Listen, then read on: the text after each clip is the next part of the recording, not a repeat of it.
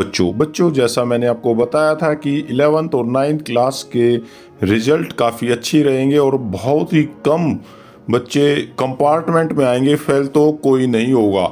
तो उसी कड़ी में अब जो बच्चे पास हो गए हैं, यानी कि जो अब 10th और 12th में पहुंच गए हैं, उनकी क्लासेस कब से शुरू होगी? अरे उनका टाइम तो नहीं है, अब तो मई में तो छुट्टियां होती हैं। तो क्या इस बार छुट्टियां ही होंगी और उनको सीधा जुलाई से अपनी एजुकेशन शुरू करनी पड़ेगी? लेकिन आज का जो सर्कुलर क्या कहता है लेटेस्ट जानकारी के लिए, तो मैं इस वीडियो के माध्यम से पूरी जानकारी आप तक पहुंचाऊंगा। टेकिसर्जी चैनल आपको लगातार एजुकेशन से संबंधित जानकारी देता आ रहा है, इसलिए आप अगर नए हो, पहली बार आए हो, तो चैनल को सब्सक्राइब करना ना भूलें। तो साथियों, ये है teaching learning activities of class 10th and 12th। तो बिगिनिंग ऑफ एकेडमिक सेशन 2022-23, तो सभी गवर्नमेंट एडेड स्कूल और गवर्नमेंट के जितने स्कूल हैं सभी में ये लागू हो जाएगा। तो यहाँ पर सबसे बड़ी बात है कि अब फिजिकली आप सभी के स्कूल खुल जाएंगे और वो भी 100% कैपेसिटी, मतलब आपको अब स्कूल में आने पड़ेगा, क्योंकि 9वीं और 11वीं के बच्चों को बड़ी आदत लगी थी ऑनलाइन क्लासेस की, जिसकी वजह से वो पूरे फुल स्ट्रेंथ से स्कूल में नहीं आ पा रहे थे। अब साथ में डिपार्टमेंट ने ये भी सोचा है कि कोविड की वजह से बच्चों के बीच में एक गैप आ गया है और उनका वो लेवल नहीं है जो कि होना चाहिए, क्योंकि ऑनलाइन क्लासेस उनकी होती थी तो पूरी तरीके से बच्चों ने उसको सीरियस नहीं लिया। तो यहाँ पर एक प्लान बनाया गया है। जी हाँ, 9 तारीख से आप सभी के स्कूल खुल जाएंगे और ये प्लान जो बनाया गया है वो कॉम्बिनेशन ऑफ स्ट्रेटजी का है, जिससे कि रीबिल्ट हो हमारी बेसिक सब्जेक्ट्स, कंपेटेंसी हो और कैचिंग पावर उनकी इंक्रीज हो, ताकि बच्चों को बेसिक चीज़ें आ जाए।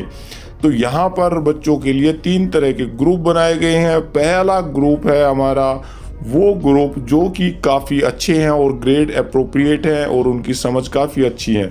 तो ऐसे स्टूडेंट क्या होंगे, यूटिलाइज होंगी, वो लाइब्रेरी फैसिलिटीज़ को यूज़ करेंगे, सेल्फ स्टडी करेंगे और टीचर्स उनकी डाउट को क्लियर करेंगे। अब दूसरे जो बच्चे हैं वो कि लो ग्रेड अप्रोप्रिएट हैं, यानी कि वो निचले लेवल के बच्चे हैं। तो ऐसे बच्चों को यहाँ पर पूरा गैप दिया जाएगा और उनको आइडेंटिफाई करके एनेक्चर में अभी मैं बताऊंगा, उनको वहाँ पर पूरा जो सिलेबस इसका बनाया गया है उसको तैयार कराया जाएगा। अब तीसरे बच्चे वे हैं जो कि कंपार्टमेंट में अपीयर हो रहे हैं, तो उनके लिए क्या है, फेज़ 1 है।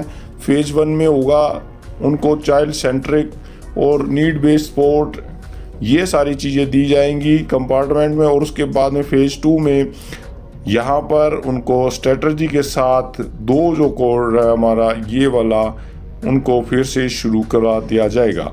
तो ये पूरी जानकारी आपके लिए है। पूरी जानकारी अभी कुछ और है। अब इसके साथ साथ यहाँ पर आपका देशभक्ति का और EMC का दोनों पीरियड होंगे 30-30 मिनट के।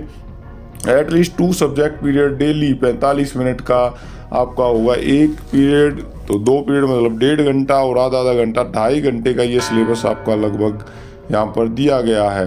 तो 2 सब्जेक्ट के आपके जो भी सब्जेक्ट है उसका वीक में 2 पीरियड ज़रूर से ज़रूर आने चाहिए और लाइब्रेरी के भी 2 पीरियड होने चाहिए। तो ये बड़ा ध्यान रखना है। कोई भी जब टीचर इसका जो टाइम टेबल बनाएगा तो ये 9 मई से और 15 जून तक ये सारा प्रोसेस चलेगा और सभी बच्चों की छुट्टियां नहीं है। 9वीं 10वीं और 12वीं के बच्चों की कोई छुट्टी नहीं है, उनको लगातार आना है। इसके साथ साथ टीचर्स को भी आना है यहाँ पर। तो ये पूरी डिटेल है और अब ये एनेक्शर्स दिए गए हैं, आप इनको देख लीजिए और अपना जो भी आपका सिलेबस है उसको आप यहाँ पर उसका प्रिंट आउट ले सकते हैं। यहाँ पर ये इंग्लिश का चल रहा है। धीरे धीरे उसमें बेसिक चीज़ें आपकी रहेंगी। लॉन्ग राइटर जो राइटिंग स्किल है, लॉन्ग शॉर्ट डायरी पैराग्राफ आदि, ग्रामर का है, ग्रामर में क्या क्या है। और यहाँ पर 10th का हिंदी का आप देख पा रहे होंगे, यहाँ पर संज्ञा सर्वनाम दादी माँ, इस तरह से उनके टाइम पीरियड का पूरा सिलेबस आपका दे दिया गया जो कि आपको अब पढ़ना है। तो ये सारे के सारे सोशल साइंस के हैं। यहाँ पर मैथमेटिक्स का सिलेबस आपके सामने है।